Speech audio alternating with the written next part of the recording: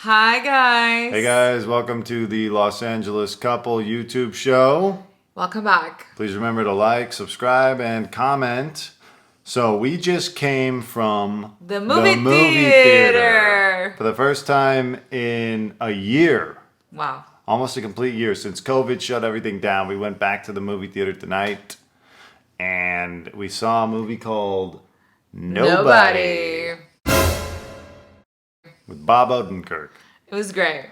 Great movie. We'll make a review about the movie We shortly. enjoyed it, yes. But first we want to talk about just going back to the movies in general. Overall, I didn't feel like that much had changed in terms of just the process. Yeah. The protocols are typical like COVID protocols that you see like anywhere that you go. So it doesn't feel too foreign. No, I mean, now they have those commercials before the film starts where it's like people with masks on spraying stuff and letting you know, oh, we clean here. It looks like a cleaning product commercial. Yeah, exactly. They have someone with a clipboard pointing and going, oh, that's clean. So it's nice, though. And personally, I wish that it would stay like this forever because there's not many people. There's not many people. They have a capacity limit, and so the row in front of you is never going to be full. And when you select your seats online, it gets three seats next to it. Yeah, it like X's out the 3 seats next to you. That's a dream comes true. They should do that at the gym. If I'm on the treadmill, you cannot be like they have to skip 2 treadmills to have someone next to me. So there's no one right in front of you, and there's no one right behind you, and there's no one right next to you except for the person that you're with. Dante made some Aperol spritz for me. Right. So it's great. You know, you don't have to be so close to someone else chewing and ruffling and especially talking.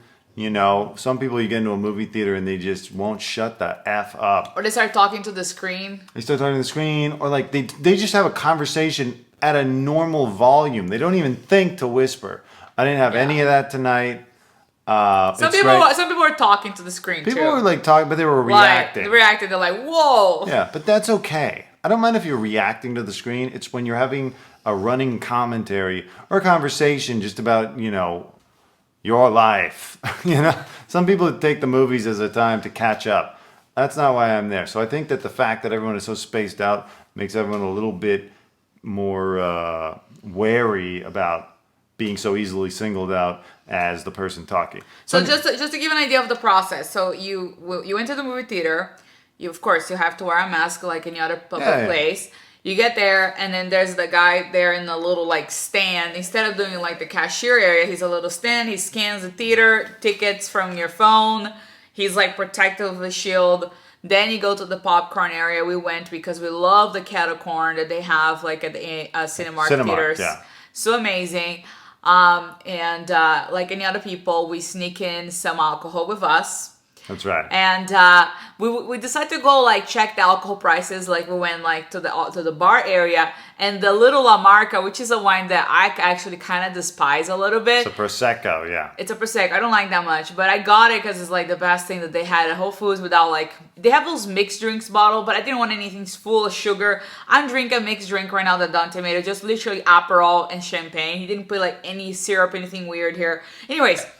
Took a look, and the La Marca that Dante paid like $4.99 or I don't know, it was $4.99, $5. $4.99, yeah. $5 at the movie theater was $11 at it's like a tiny bottle at the movie theater. The same thing. So it's like literally in the same parking complex. So he's nicketing. He has like this big black jacket that he wears.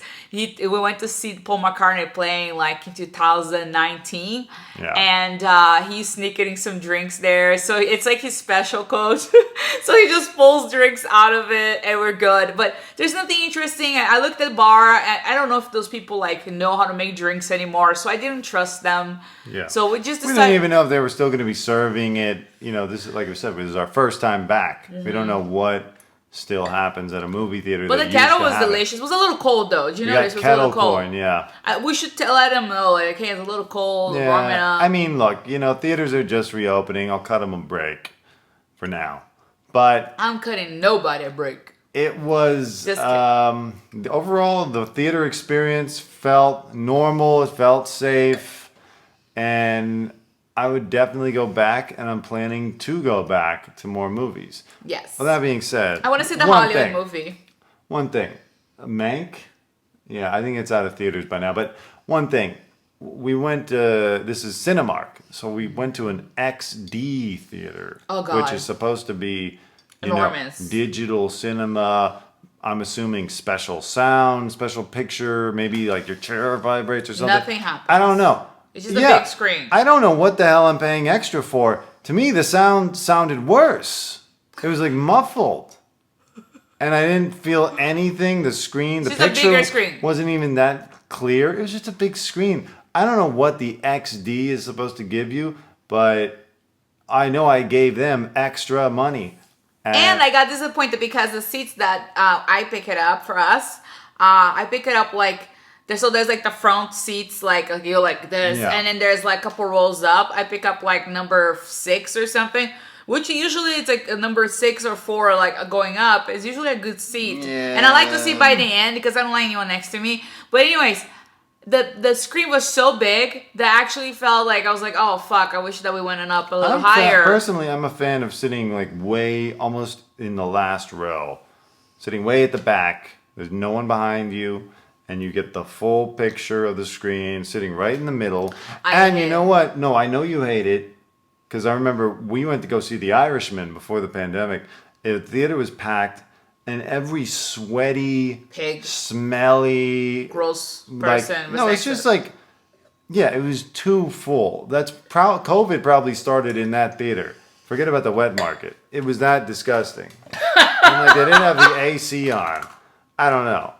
But nowadays, you can go with the COVID protocols, and if you reserve those seats, you're not going to have anyone sitting near you, you gotta be and more you're not careful. going to have anyone sitting behind you if you sit in the last Careful. row. So next time, we're sitting in the last row.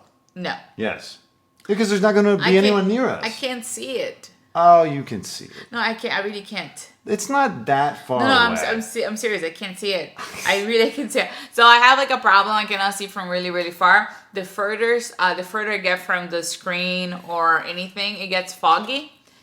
And I can't see. Well, you know what? We need to figure out exactly what row that happens. Because, it's fine. Your eyes adjust. And then when you remember the movie, you remember it. You remember just the movie. You don't remember really the seat that you sat in. But we got to figure out what row we can sit in. I think the problem is because that I wasn't expecting to have the XD. I thought it was going to be just regular. In a regular movie theater, that's a great seat. But it wasn't. So it kind of like my calculations were wrong. I like Star Wars. Right. Well, anyways, but, that's our problem. As far as going to a theater, I would say go back. It's safe, it's enjoyable, it's nice to see a movie on the big screen again. And, it's also something else to do. It's an It's been experience so too hard that you share. to find things to do to fill up the time in the last year. Now you can go back to the movies. So, But we used to do that when the world was open. So what are you talking about? No, that was one of the things that's what that we I'm used to saying. do. It's been very hard to find things to do during the pandemic with the quarantine and everything. Now you can go. Thank you.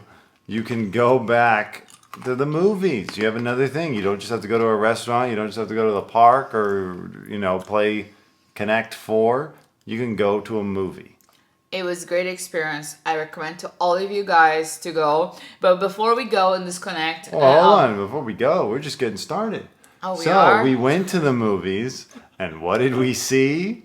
We saw a movie called Nobody. I thought you were gonna make a different video for that. No, let's put it all into one video. It's called Nobody with Bob Odenkirk. Some of you might know him from Mr. Show. Some of you might know him from Breaking Bad and later Better Call Saul. I saw him in American Horror Story. That's how I know him. Are you sure? Yeah. I don't know about he that. I'll have was. to check up on that. He was. Anyways, the He movie. played the guy that has his face burned.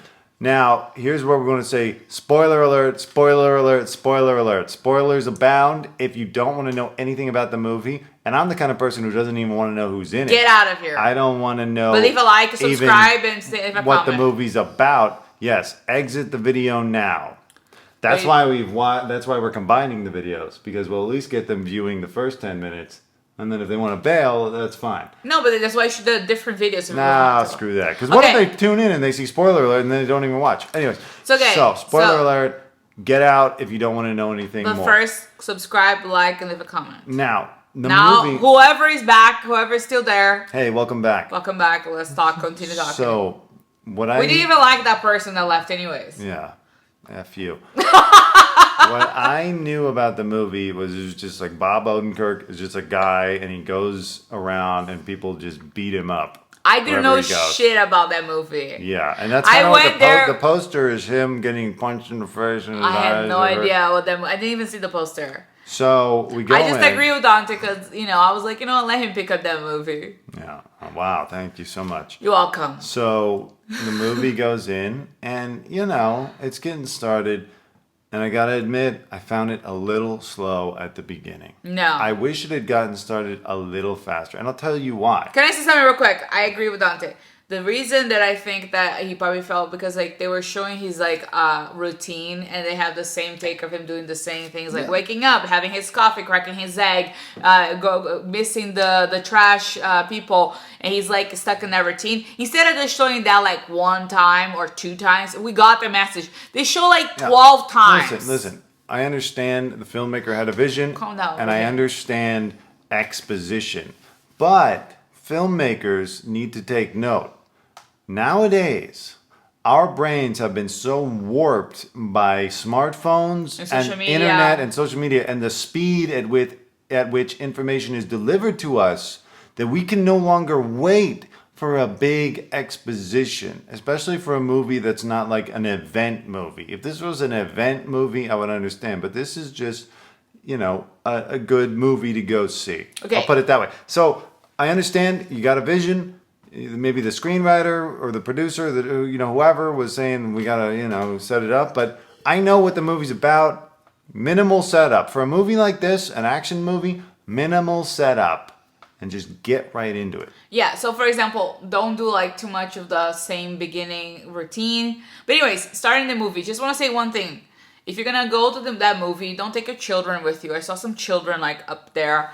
There's a lot of violence. We had those parents arrested. No, we didn't. But there's a lot of violence. It reminded me a lot of a Tarantino movies. They went full Tarantino kind of type of thing. It was a lot of violence, a lot of blood, a lot of punching, a lot of blood. Once it gets going, you gotta get used to it. Yeah, it's a lot of violence, but it's good. It's funny. Kind of like a vigilante type of thing. Tarantino, because it's funny. There's some there's some scenes of violence. That's hilarious. That's right. Well, Bob Odenkirk can make anything funny. And it was so good because there was some scenes they were shooting in a warehouse, and then they're playing music oh, and then he tossed the weapon. The other guy grabs the weapon and Aaron shoots. And there's his dad. The guy from the back from the future. Christopher Lloyd. Lloyd, he's the movie, and he looks a little bit like my dad because my dad kind of has the vibes, and he's just such a badass. It's so funny. It reminded me of the Back from the Future. I was just enjoying so much of it. Yeah, so it's an entertaining, rip-roaring, violent romp that'll welcome you back to the theaters. And Bob Odenkirk, as I was saying, Bob Odenkirk can make anything funny. To me, he might be the best deadpan performer in Hollywood. Maybe ever. Maybe only Nicholson has him beat in terms of deadpan delivery of a line. But it's just still makes you laugh. Even in a serious movie or an action thriller. He proves what is the name of the main actor? Shit out of everybody. What's the name of the actor? Bob Odenkirk. Bob Odenkirk. Okay, so started in comedy. Okay, so Bob Odenkirk, he has a very expressive face because, in the first, I think 40 minutes of the movie, he barely says anything.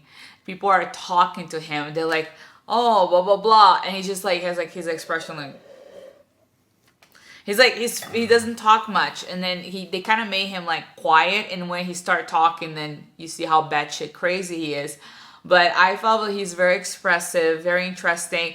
It's kind of funny because you see a man with his build, he could never do the things that he did in that movie. A man with that build could never do anything that he did in that movie. That was all choreographic. So action movies, there's a choreograph, almost like a dance-like thing. They practice how they're gonna do the choreograph. they do it like in a almost like not slow motion, but almost a slow motion, and then they speed up to normal speed, but they speed up, they make it look like normal speed to look like an action scene or whatever. Yeah, sure. So it's very cool. And by the way, if you have a girlfriend that doesn't like blood and violence or whatever, or boyfriend that doesn't like that, some guys are like that, don't take them to watch that movie. I don't mind. I love action movies. I'm like some weirdo. So, but if you for first dates, don't recommend. For girls that have blood sensitivity, I don't recommend. For guys that have blood sensitivity, I don't recommend. But if you know your girl is a little bit of like into the action movies, it's a fun movie to take a girl. So, just to wrap things up, Nobody, if you just want a fun, action-packed, enjoyable movie, I would say go see it. It's in theaters only right now. So you're not going to be able to see it on any of your streaming services.